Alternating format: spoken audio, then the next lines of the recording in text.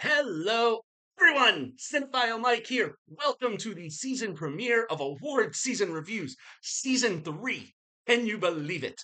3 is the magic number, and this season is going to be magical, if I do say so myself. For those who join me throughout Rewind, this, this is my grand opus. As I build up to each Oscar ceremony, I hit you with reviews daily. So, yes, with the 97th Oscars happening on Sunday, March 2nd, I begin today with the 97 Days of Award Season reviews, as Moira Rose herself decried. What's her favorite season? Awards. And that is what I am here to celebrate. These reviews are a little different from Rewind, but I'm going to include some of the information that people like. So these are a little bit of a mashup. And please know that some of this information changes as these are newer releases and we're in the midst of award season. So the information that I share will be current within the week I'm recording. Sometimes I record these a little early um, before the date they're posted. So some of the box office or critical scores may skew, but we're within a week. So you'll get the gist and the information. And always, look, you'll get the critical response, you'll get the box office information, you'll get insight into its awards run thus far. And as we go through, you'll get my predictions on nominations, on wins based on where we are. But I'm always going to keep these spoiler free. Also, please make sure that you check out my website, cinephilemike.com, where you will be able to find the beloved, informative Where Can I Watch It spreadsheet 2024 edition, where you can track all of the nominations and the wins for all the films, as well as, most importantly, how can you watch them so you can be ready for your ballots. Big intro. But again, every year is bigger and better. Since last year, the website is new, and as I did last year, each week will be themed. And without further ado, first up is Top Box Office Flicks. While we don't have any of the major awards or nods yet, what better place to start than with those that I firmly believe will be in contention for the Golden Globe Awards in the Cinematic and Box Office Achievement category. This will be the sophomore year for that award. Last year it went to Barbie. This is the award that recognizes those films that have achieved a total box office gross of at least $150 million, with at least 100 million coming from the US domestic box office and at least 50 coming from an international box office. So the first 7 films are of the current, as of today, 18 that are eligible at this point. Some of them I'm not going to get to this week, but chances are they are probably going to pop up somewhere else in award season. Remember, there will be a Razzies themed week. But first up, the number one movie of the year, currently sitting at $652,980,194 domestically, $1,045,237,759 internationally, for a grand total of $1,698,217,953, is Disney Pixar's almost 10 years in the making sequel, Inside Out 2. Written by the team of Meg LaFalve and Dave Holstein, from a story by LaFalve and the film's director Kelsey Mann, Inside Out 2 was the breakout of the summer, both financially and critically. As of this recording, the film sits with a critical rating of 90% from 315 reviews and a popcorn meter score of 95% based on over 5,000 audience ratings on Rotten Tomatoes. Although too early to dig into, the film has so far received 2 awards.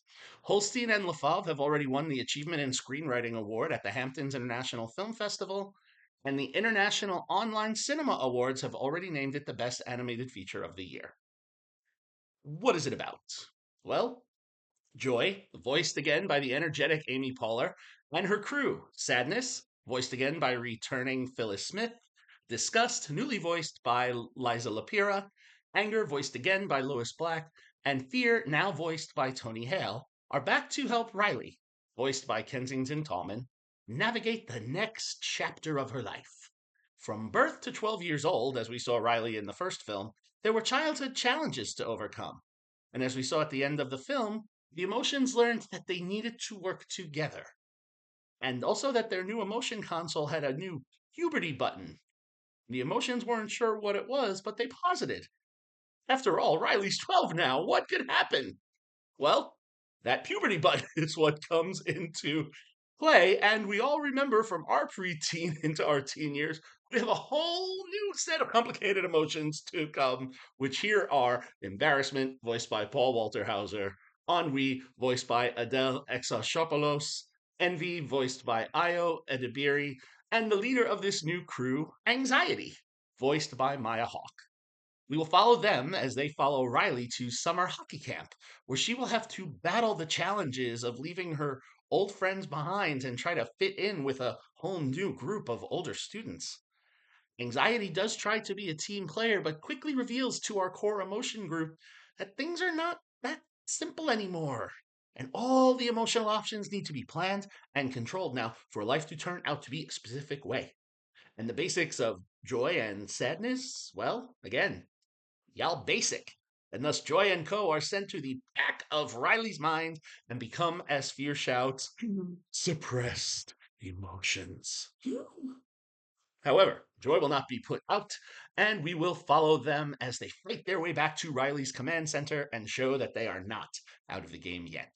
Be it a ride down the stream of consciousness or a challenge to get across the SAR chasm, Joy will try to get the team back while also dealing with her own self doubt about what they are getting into. So here's the thing, while this film doesn't really break the formula from the first, they do find a few new clever ways to anthropomorphize the different parts of our mind as we follow our group on their journey. Visually, the animation is just as bright and expressive as our core group of emotions. In that, Hawk as anxiety adds other bright colors and patterns and presents a unique approach that will all make us consider our own anxieties as preteens. However, this was a fault of the script for me, where some of those moments soar. The other new emotions don't get as much of a chance to stand out as the core group did in the first, when we got to really know each one. I mean, there are a few genuine laughs, but the way the initial group was able to stand out as individuals in the first film does not really happen here, aside from anxiety. You may not even remember the rest after you watch the film. But that being said, there is a memorable one that I haven't mentioned that pops up, which will give you another genuine laugh. However, whether or not that stays with you after the film is to be said. But look, the film is enjoyable. It's a good sequel that stands up to the original in the ways, that the Toy Story franchise soared. Unlike some of the other Pixar sequels, but this one does it. A lot of this does come from a game voice cast who are a delight to listen to, and LaFave and Holstein's script is a nice, genuine snapshot into the mind of a teenager trying to find their own way. And many of us, regardless of how you identify, will definitely relate to some of Riley's journey. Writing is sharp and pointed. And I have to say, the directors of photography, Adam Habib and Jonathan Pitko, they frame the animation in combos of intense close ups where we really see all of the emotions. Get it? That's my sarcasm. But also capture the vast workings of the inner mind. And if we recognized the cinematography of animated films at the Oscars, this would be a front runner. Although I'm almost positive it will make that awards situation for the Annie Awards, the Animated Film Awards. And to that point, as for award chances, because we're very early, obviously I think this will be a front runner for the box office category. And I also think that this film is a shoe-in for the Oscar for Best Animated Film for a nomination. Maybe not necessarily a win, definitely a nomination. And I think, like the first film did, there could be a chance for LaFave and Holstein to hear their names for Best Adapted Screenplay. The screenplay in this one is really strong, and the first Inside Out was a nominee also for Best Original Screenplay. And so that's where I think we'll be. I don't know if it'll really go anywhere else. And, well, you know what? Is it possible that Inside Out 2 is one of those films that's able to, break through that barrier like Toy Story 3 did and be not just a Best Animated nominee, but a Best Picture nominee? Well, it's campaigning for that.